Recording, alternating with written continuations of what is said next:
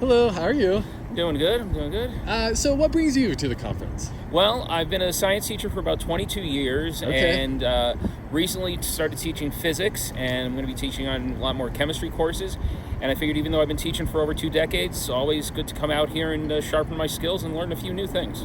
Have you been before? About 20 years ago, one of my first or second years teaching to the conference in Philadelphia that year. Okay, and from one thing that was discussed back then and now, what do you think is a big difference? Technology Okay. is the biggest thing. The technology, computer-based education was science fiction when I first started. Now it's just pretty much mundane.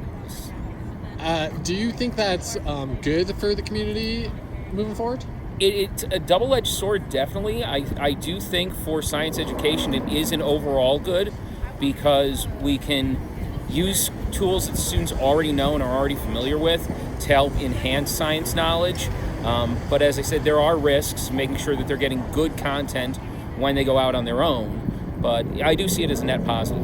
And what's one thing that you've learned that you look forward to bringing back to your community? One of the things that I've learned, and in fact the session I just came from, was all about tying some of these different science concepts that we usually look at in all these individual silos into one coherent story so that students can understand why they're learning this niche bit of chemistry that they don't think relates to their everyday lives, showing them that yes, this is important to your everyday lives and here's why.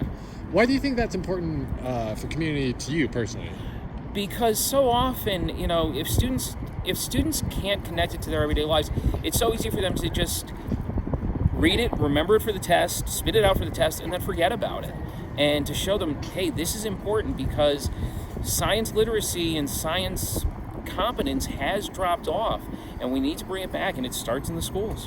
What's something that you've learned here that you look forward to bringing forward in the future?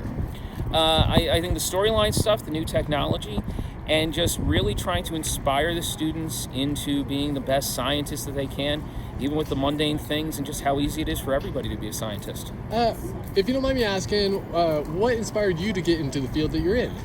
I've always been interested in science, even from when I was a little kid. And I realized in college, I originally thought I was going to be a research chemist off at some big university.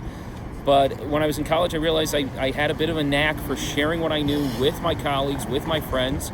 And when the research role didn't work out for me, I decided I'd become a teacher and share my love of science with my students.